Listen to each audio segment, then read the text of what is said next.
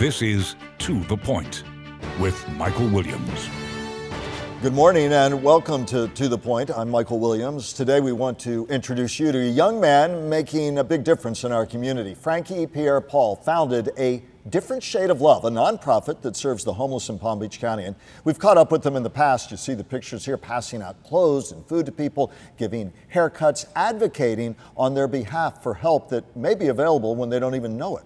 Recently, Frankie Pierre-Paul was profiled on the Today Show. A former coworker contacted the broadcast wanting to honor him. Listen to what he told WPTV previously about his mission to help the homeless and others in need. It's so important to never forget the population that is voiceless. My thing is to have more compassion, have more heart, empathy, sympathy to our homeless neighbors out on the street. Always looking to talk to community difference makers, and this young man certainly is one. Frankie Pierre-Paul, you told me I can't call you Mr. Pierre-Paul, that I have to call you Frankie. Frankie. That's what everybody calls you, so I will. Talk again about your organization. Fundamentally, we got a bit of a sense, but for people who do not know you, fundamentally, what are you about as a nonprofit? Absolutely. So a Different Shade of Love is simple. The goal is to change the perspective of homelessness. If I can change your mind about how you look at a homeless neighbor on the streets or someone that's couch surfing, everything else is up from there. How should we change our perspective? Listening, understanding, taking time after work, during work, before work, asking questions. If you see somebody holding up a sign, instead of pulling out money out your pocket, have a conversation, ask them their name. You know what I mean? Your thrust and focus here brings with it the presumption that often happens that perhaps we stereotype those who are homeless. Certainly many of us see people, perhaps it's a person on the side of the road who's asking for money, or the person sleeping near an overpass. That would be the typical images. And that indeed is an issue, but it's not just that, it's beyond that. It's beyond that because we're missing the people that work 9 to 5. Talk about that. So we have a lot of homeless neighbors that are working 9 to 5. They get on the train, they go to work, whether it's Miami, whether it's Port St. Lucie, wherever they go, and they miss out on the resources that are available to them from a 9 to 5, from like a community service department that's not open 24/7. So we have a lot of people that are impoverished because they don't have the opportunity to gain what is theirs.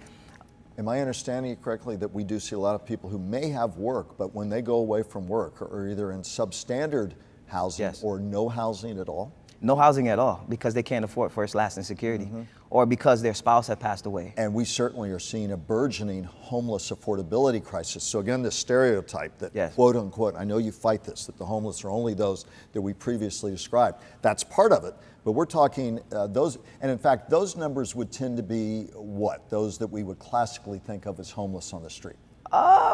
Several thousand here or there? Several thousands, well, probably less than that.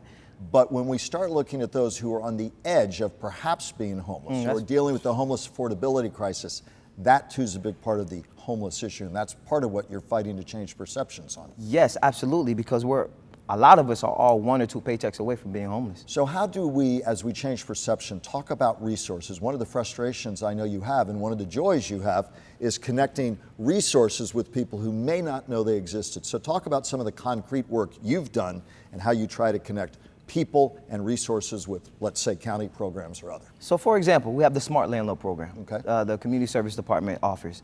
A lot of our constituents, a lot of our neighbors don't even know that exists. And tell us about it. Smart Landlord Program, basically the county has a program where landlords can partner up with them to house our homeless neighbors, whether it's somebody that's on the bridge of becoming homeless or somebody that just became homeless with 5 kids that does not need to be on the streets.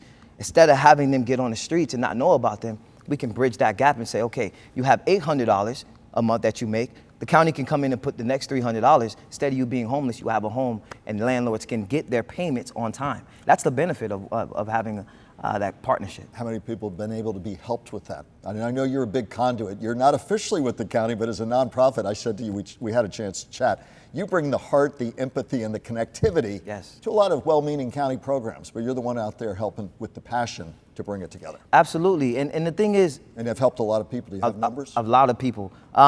I would say, don't quote me, about close to 100 people from my end that we've been able to help. That's not even starting this year. Past couple months, we've helped well over 100 people. And that's an example of one of the many potential county programs people may just not know about. Not know about. Not because they're inconsiderate, they don't want to know about it, they just can't find that information. But the crisis is big, and housing affordability threatens to make it much, much bigger. Where do you see us needing to go? Where are we in terms of expectation, resources, and where we need to be? And are we able to get there? Well, absolutely. This county is amazing. Like, the people that live here is amazing. I really feel like having more conversations about this issue can help a lot. A lot of people have opportunities and the means to service. They just don't know how or how to do it. So being more empathetic. Some people can't sympathize. That's okay. But empathize. If you have empathy enough to open up that conversation, you never know this jewel that you have or this resource that you have can help save a multitude of people. And that's in our introductory segment. You're out there helping with people who needed clothing. You said you would go to places, to parks where people, overnight it rained. And so you began to say, how do I get fresh clothing to them? How do I get community resources? And you're really tapping into nonprofit resources that are willing to give that help once they know there's a need and a connectivity. Exactly. Talk about that, because you've been out in parks doing this for many years. How many years now? 3 years. Yeah. 3 years strong. The passion's been in me all my life. I just didn't know how to spread that passion. Whether it's clothing drives, food drives, financial everything. resources. Everything. One of the things we talk about at PTV and on our broadcast, people making a difference, and you certainly have, featured here, there, and everywhere, including the Today Show. Congratulations.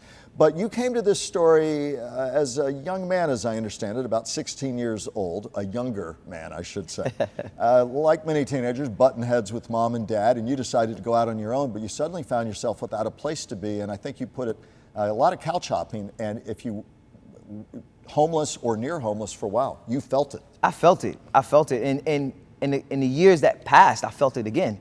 Right? So what I realized, a lot of these teens, they go through it with their parents or their guardians, and they're not thinking about the repercussions of you having that fallout with your parents.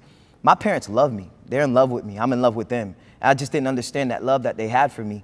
So for me, I took advantage of it to the point where it cost me to be kicked out the house. And then you said you were on one couch after another, ultimately met the young lady who would become your wife. Then you found work with a big retail food chain, but it wasn't enough for you. You felt something was missing. And when was the aha moment that got you into the work you do today? The fact that nobody's doing it was an aha moment for me, because when I was at my lowest moment, hiding behind a mask, I couldn't find that outlet. I didn't know who to speak to, how to speak to that person, county. I didn't know there was resource. I didn't know none of that. The only thing I was afraid of is somebody looking at me and saying, "Ill, you're homeless, and you're a drug addict, and you stink, and you don't take showers." And so A Different Shade of Love became your nonprofit effort that is now your full-time work. Talk about, as we sort of come back to the beginning, talk about what we need to think about. Talk about what a typical week's like for you, where your push is right now in terms of bringing resources together, and the motivations that are driving you, and the things that we need to do as next steps and continue to do with the things you've talked about. Absolutely. There's two things I want to highlight, right? There's a lot of resources here. There's a lot of resources in Palm Beach County. Frankie Pierre-Paul can't, in A Different Shade of Love, can't do it by themselves. Volunteer. A lot of people reach out and say, "Hey, Frank, I would like to volunteer." The way you can volunteer is help reposting all of these resources. If you find somebody that's in the brink or that's almost becoming homeless, reach out to the community service department. That's what they're there for. They love what they do, but they can't do it if they don't know who to do it for, right? That's one thing, bridging the gap when it comes to the community. Two, there's not enough shelters or resource centers that people can go to. There's a lot of people that have pride. It's okay sometimes. It may be to a point where I can't come tell you that I'm homeless, but I'd rather go somewhere where I know it looks good, it smells good. I can come in, it's not just for homeless neighbors, it's people that are experiencing homeless that are couch surfing. Let me go to this place where I can get all these services all in one.